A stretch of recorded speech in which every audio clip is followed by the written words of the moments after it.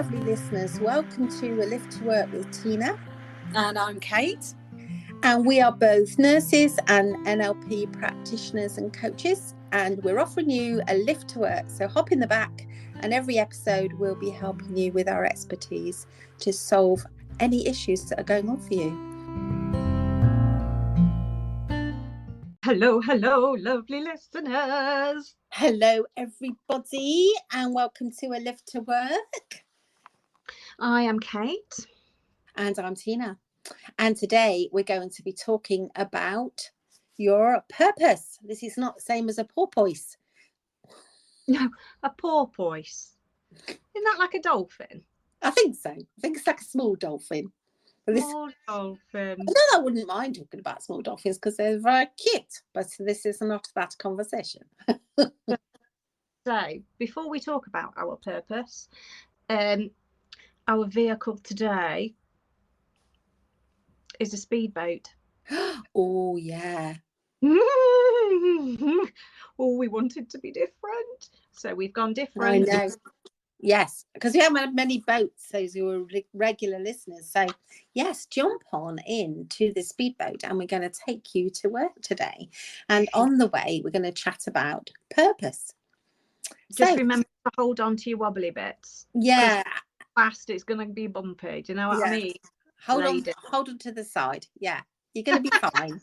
You're going to be fine. It's going to be thrilling. You're going to feel the spray on your face, the sun on your face. It's going to be exciting. Yeah. So, purpose. What do we mean when we say purpose, Tina? Yeah, well, it's kind of interesting, really, because it's the reason why we do what we do. And if you know why you think you're here on the planet and what you want to achieve on some level, it just can make you a lot more contented. And people go through stages of their lives, don't they, when something changes and they often say, oh, I'm having an existential crisis, you know. And that could be as you leave school, as you think about your life ahead of you and what kind of work you want to do something that gives you joy, makes you feel it's, you know, it has to be important to you to matter. And the same might happen at the point of retirement. You know, what's my purpose now I'm not in the world of work, for example? What's my purpose now my children are grown? So there are moments that you might review your purpose, but yeah, that's how I think about it. That's quite a thought-provoking thing, isn't it? What is my purpose? I don't know whether I've ever really asked myself the question. Because they do say a strong sense of purpose in your life and knowing what your contribution is. Actually, I do know what my purpose is. And it's to help people. Yeah. And I think and that's so helpful you said that, because it doesn't have to be a big, long, complicated thing. So, you know, if you trying to think of some good examples for you. If you were somebody who wanted nature to thrive, you might be a gardener. You know, if you felt your purpose was to help people grow and learn, you might find yourself being a teacher or in a role like that. It could be that your purpose is to raise your children who have confidence and find their place in the world. Yeah, you know, that could be a purpose. Yeah, so like in nursing, and I know a lot of the time we'll have the conversation that goes, if you weren't doing this, what would you do? And I've been asked this quite a few times, and actually I just know that I'm supposed to be helping people in one way or another. And actually, it's not going to be long before I near the end of my nursing journey, because I'm old and decrepit, really. But I can still help people, and I do that through my coaching, through the business, through our podcasts. So listeners, if you have a think about it and ask yourself the question, what is it? What is it? What am I? Who am I? And what's my purpose? Oh, it's all very deep for this speed on a speedboat. I know. We might have to just calm the speedboat down a bit and let people just bob along for a bit so they can think. Because I remember talking to somebody once who was a real creative person in the way they lived their life. You know, if you went to their home, everything was homemade, beautifully crafted things, very original stuff. And this person was quite unhappy in their job. And we just got to chatting about it. And she said, oh, this is my happy place because I create all the time. I said, oh, do you think that's your purpose? She said, what, to put beautiful things into the world? That's what she said. Oh, that's so lovely. And I said, yeah, to put beautiful things into the world. And she said, yeah, maybe it is. I said, if you could get paid to put beautiful things into the world and you made your living like that, that would be great, wouldn't it? And now that person is now potting, is a potter. And so, you know, like, not like a plant potter, like a makes potter, pots. like does pottery as well as other things. And yeah, you know, so you might find if you feel unfulfilled or discontented, it could be that you're not really matched up with your purpose. No. And if you're not sure about where you are, or you do have that that moment of discontent and you're not really sure why, it might be because your values, which are aligned with your purpose, whether you know it or not, aren't being fulfilled in what you're currently doing in your work life. Let's say, for example, you are somebody that likes to be free and travel, but you are in a 9-to-5 job in an office every day, Monday to Friday. It doesn't work, does it? Because you've got the whole conflict thing going on.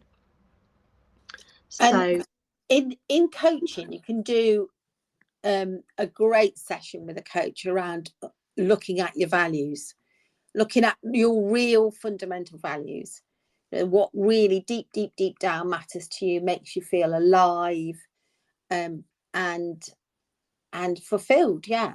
And what's then from looking at those values, often, as I say, with a coach, it can be really helpful to do a session like that.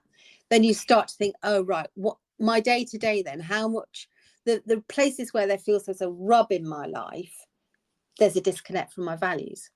The places where that's my happy place, those are my happy people, that's my joy, then that's probably a lot more aligned to your values. And I love doing values with people because you get that moment where you're like, oh, well, I either use these a lot or not a lot. And you can see the discord between them. Yeah. And knowing those can help you get on track with your purpose. Yeah. And so Tina, what's your purpose? My purpose is very similar to yours. I think my purpose is to help people and see people grow. I love bumping into somebody. This happened to me last year. I bumped into somebody, and I meet a lot of people in my life because I've been an educator. I've lectured to rooms of over 100, and I've had jobs where I've had a lot of colleagues in my team. So occasionally I meet people, and I'm good on faces, not always so good on names. So I often really know that I know you, but I can't remember your name. And somebody bumped into me. So apologies in advance. It's not that I don't like you. I'm just got a lot of names in my head. So somebody bumped into me in the supermarket, and I knew instantly that I knew her. And she said, oh gosh, it's absolutely been years since I saw you. I said, oh great, how are you? And what are you doing these days? And she said, oh, I'm I did my registered nurse training. Because when we worked together, and you said I was one of the most difficult healthcare assistants you'd ever worked with, ha ha ha, and that I needed to be more fulfilled. And you had this little chat with me, do you remember? And it all started coming back to me that actually she was unhappy at work, but because she knew there was more for her, and one of her purposes was to to help people, but to become somebody who was responsible for enabling others to help people. So she wanted more responsibility, and she went off and became a registered nurse. It was quite a journey for her because she didn't initially have the right qualifications. So she'd achieved her dream through thinking about her purpose, and that aligns with my purpose, which is when somebody does that, when they absolutely fulfill all their potential, that makes me so happy. So happy. And there's the story, isn't there, of the cleaner at the Kennedy Space Center? Yeah. Somebody said to them, "Why are you here? What's your job?" "I'm here to put man on the moon." Yeah. And what's great about that story is it's such a top to bottom story of like everyone in the Kennedy Space Center knew what their collective purpose was. And I think if you look at really successful organizations, they've got a bit of that going on. So, and some people call it purpose at organizational level. Some people call it our why. What is our why? So Apple, you know, the quite successful tech company, theirs is to make the best products on earth and to leave the world better than we found it. So that's their why. And with that being their why isn't to beat the competition.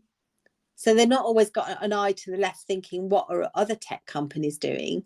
They're focused on their own why, which is, come on, let's make the best products and let's leave the world a better place. And everyone at that company knows that that's their why. Oh, that's a brilliant question, isn't it? What's your why? I like that a lot. And if you're in the UK, I mean, maybe it's more of a UK company, but Innocent Smoothies, they've got a great little why, which is we make little drinks, but we have big dreams to make the world a better, healthier place to live. So, yeah, when you go to their business, it's there's lots of creative spaces. Everyone is there with these big dreams, and they talk about big dreams a lot in meetings and things. So it's kind of interesting, isn't it, that shared purpose? Yeah, and it's a very good grounder and a good leveler, isn't it? Because you kind of the why for the organization almost takes over the ego of the people that may well be in it. Yeah. What's next? I just was thinking about the NHS's one, because the NHS, if you're in the UK and you're in, you know, the main health provider here, it's the National Health Service, and it has this thing called the Constitution, and it's forgive me for those who wrote it, but it's incredibly boring, you know, this NHS Constitution. I mean, it's not thrilling, but they came out with this statement which you rarely see. So what is the purpose of the NHS? We've got this statement, so bear with me. It's the NHS exists we strive to improve health and well-being and everyone's experience of the NHS. Everyone counts. We maximise our resources for the benefit of the whole community and make sure nobody is excluded, discriminated against, or left behind. Now, that's a great purpose. You know, it's a bit clunky on the words. There's a lot of words in that, isn't there? But not to want to leave anyone behind, to be fully available for everyone to have healthcare. That's a pretty stunning purpose. But you rarely hear about that. You just hear about the downsides of the NHS, or how it's under-resourced, or all the things that we can't do. Yeah. But not necessarily about the fact that whatever is done by the NHS and everyone who works for it is done for all populations, generally speaking. You know, there might be some really hard to reach groups, but, you know, no one is actively excluded from having healthcare. And I think the other thing to consider when you're talking about your why is that actually your why will change as you do. So, you know, as you evolve and develop as a person, as your wants and your needs change, so too may well your why. So your why before retirement may well be completely different to your why post retirement. Yeah. And that's okay. Yeah. And there are some people that they almost have to do a review to think about their purpose and their whys as they retire, because their time is going to be spent differently. And I was reading something recently that was quite useful, and it said there's some useful things to do if you're at that kind of transition where and you think, well, I don't know what I'm going to do. I've always been a nurse in the NHS, or I've always been a teacher, I've always been a solicitor, or a parent, whatever it might be. And one is kind of just to listen to feedback. And if people say things to you like, you're such a great entertainer, or you're always so engaging with people or helpful, you might think, oh, maybe I could do some volunteering around that skill set. That would, and I like to give something of myself. I don't necessarily need an income, so maybe you could do something for a charity. Maybe you could volunteer. Maybe you could spend your time in those kind of ways. Yeah, and starting conversations with strangers can sometimes help you kind of find a little bit more about yourself, because people who don't know you at all, also they'll go, oh, like what do you do, and you could sort of go, oh well, I walk my dog a lot, I love to be out with animals, and you can think, oh, actually maybe something with animals is something that would really fit with my purpose and my values. And it's all discovery. So if you're not sure, do loads of different stuff. Find out what you love, what makes you happy, what drives you. What makes you you. And I know that these are really simple questions, aren't they? And you'd think that we'd think about this a lot, but actually we don't. No, we don't. And sometimes it can be the things that we sense are injustices. Like at the moment, I'll give you an example. At the moment, I am living in the UK, and we have something going on around our coast where sewerage is occasionally released into our waters by sewage companies, and there's a lot of debate. It wouldn't take you a lot of time to find this information, where this happens more frequently than it should. There's a campaign group that alert everyone to this happening. There's a whole group of people now who didn't realize this was happening, who are campaigning for cleaner rivers, cleaner seas, so we can all go and swim and paddleboard and enjoy our waters. And the water companies are being fined, and there's a lot of political discussion. So if you were one of those people that was like, that really annoys me, that feels like such an injustice, maybe you should get involved in some way, and that could become part of your purpose to make it better for the future. You might be the next Greta Thunberg. Yes, you may. Or you may just get annoyed at litter and basically join a litter pick once a week and find like-minded people and just think, do you know what, I'm part of it, not of my neighbourhood being not covered in litter. This is satisfying. Honestly, there's so many different things that could inform what your purpose is, and discovering what you love. So what's at the other end of the spectrum? What is annoying, and can you get involved? Do you want to get involved? But also, what do you love? Are you an absolute musical theatre lover? And in retirement, you could maybe help at the local theatre and find yourself seeing more performances that you wouldn't normally be able to afford to see, helping people to their seats and things. And whatever it is, and it could be anything. It might be that actually when you discover what it is, you get this profound sense of, oh, okay, I get it. So there are some questions to ask before we drop you off at the dock.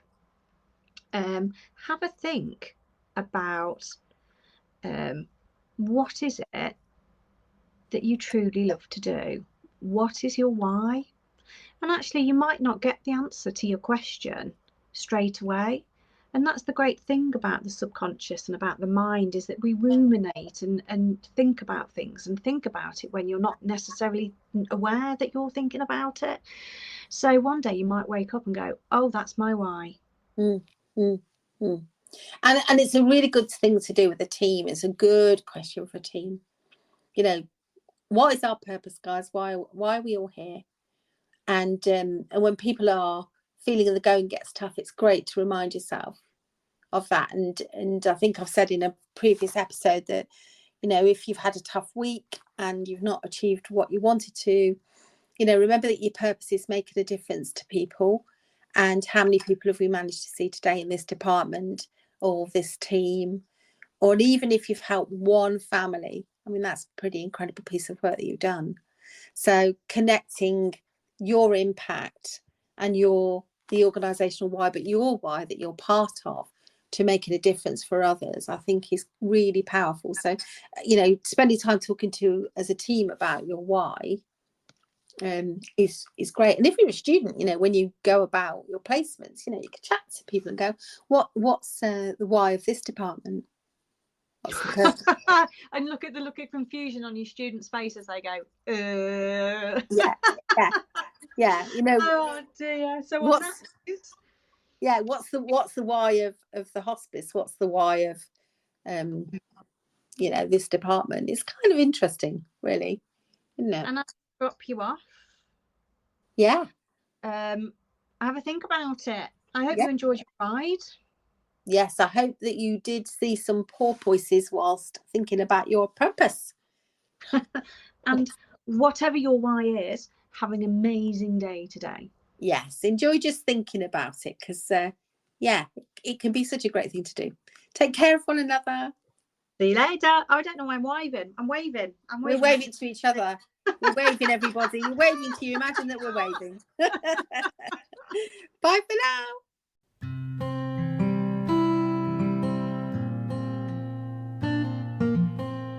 To A Lift to Work, please subscribe, share with your friends, and follow us.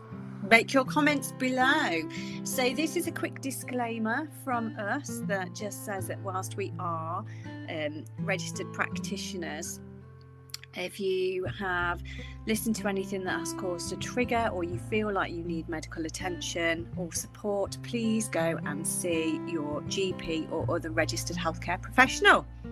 Absolutely, because this podcast is for educational and fun reasons. Thank you, everyone. Lots of fun. Bye.